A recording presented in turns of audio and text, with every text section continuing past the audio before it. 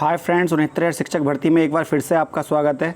जैसा कि आपको पहले से ही अवगत होगा कि 69,000 शिक्षक भर्ती में अब जो एमआरसी को लेकर केस है, जो एक अन्य पिटीशन फाइल हुई थी, इसके बारे में अभी चर्चा करने वाला हूँ। वो उस केस पर अब 14 जुलाई डेट लग चुकी है। तो अब एमआरसी को लेकर कोई मुद्दा नहीं बचा है। जो कुछ सुनवाई होनी है अब एमआरसी को 14 जुलाई को सुनवाई होनी है। और क्योंकि 14 जुलाई को और भी मामले प्रतीक्षारत हैं, तो आप समझ सकते हैं कि 14 जुलाई कितनी ज़्यादा इम्पोर्टेंट इस परीक्षा के लिहाज से होने वाली है। और वहीं जूनियर अध्यापक के जो पदों की संख्या है, पहले 4 से 5,000 बताई जा रही थी, वो संख्या अब 4 से 5,000 से बढ़कर लगभग 24,000 आ रही है। सूत्रों के माध्यम से पता लगा है, जिसके मैं आंकड़े आपको कुछ देना भी चाहूँगा अभी। तो आप बड़े सिंपल सा प्रोसेस है, जिसमें क्योंकि काफ़ी समय से जूनियर में वैकेंसी नहीं निकली थी और कुछ अध्यापक रिटायर हुए, जिसकी वजह से जूनियर में भी एक बड़ी भर्ती आपको यहाँ देखने के लिए मिलेगी। वहीं सरकार 51,000 पदों में से कुछ भर्तियाँ यदि 69,000 में जोड़ देती है, तो लगभग 30 से 40,000 भर्ती आपको प्राइमरी में भी देखने के लिए मिलेगी। तो एमआरसी केस पर अब जो नई सुनवाई होनी है वो होगी अब आपकी 14 जुलाई को। इसके अलावा जो इम्पोर्टेंट चीज़ है वो ये वाला केस था। पिटिशनर थे भास्कर सिंह यादव एंड 11 अदर्स, और केस नंबर 96/2020। तो आप समझ सकते हैं। तो ये जो केस है, अब इस केस की सुनवाई आपकी चली गई है 14 जुलाई को। तो 14 जुलाई को ये सुनवाई होगी एमआरसी को लेकर। वहीं जो अमित वाला जो केस था, वो अमित राठी, वो कॉमन नंबर को लेकर केवल एक सुनवाई हुई है और अभी ऋषभ मिश्रा वाला केस बाकी है। तो ऋषभ मिश्रा वाले केस में क्योंकि पहले से ही बहुत ज़्यादा मुद्दा गरमाया हुआ है कॉमन नंबर को लेकर, तो आज जिस तरह से जज साहब ने केस खारिज किया, उस हिसाब से लगता नहीं है कि कॉमन नंबर में अब कुछ होने वाला है।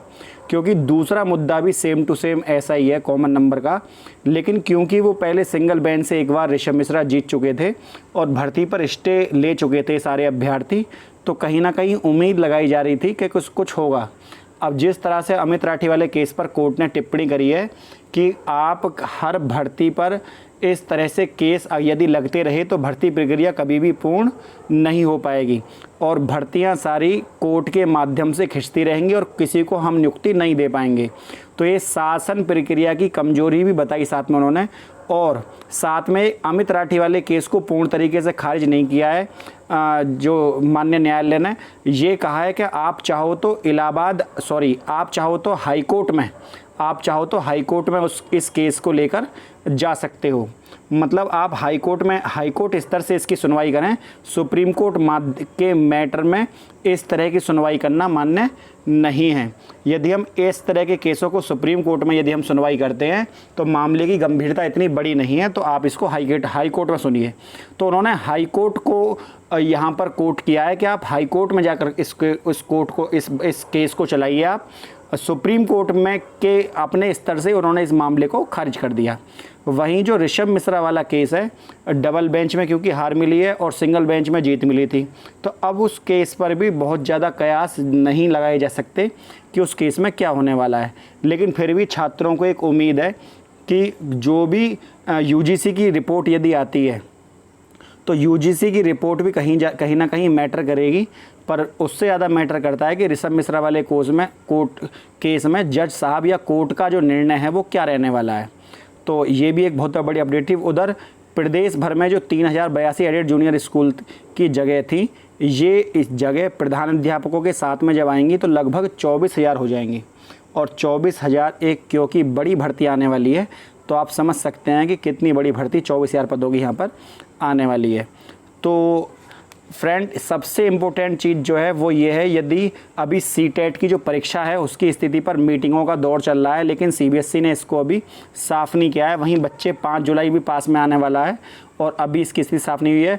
वैसे इसका लगभग डेट बढ़नी लगभग तय मानी जा रही है, क्योंकि अभी राज्य उसको परमिशन नहीं दे रहे हैं अपने यहाँ सीटेट कराने के लिए, क्योंकि पूरे नेशनल लेवल पर सीटेट की परीक्षा होती है, तो कुछ राज्यों ने उससे इनकार कर दिया है। तो अभी संभव नहीं हो पा रहा। संभवतः इसकी डेट बढ़े, तो ऐसे कयास पूरे लगाए जा रहे हैं। उसके अलावा एमआरसी पर 14 जुलाई को सुनवाई होगी। और जो नूतन मैडम वाला केस था, नूतन ठाकुर मैडम वाला, वो भी केस अब आपका 7 जुलाई को उसके ऊपर सुनवाई होगी। ये आपको मैंने पिछली वीडियो में बताया। तो फ्रेंड, यदि वीडियो आपको अच्छी लगी हो तो वीडियो को लाइक शेयर सब्सक्राइब करना ना भूलें। आज के लिए इतना ही। जय हिंद, जय भारत।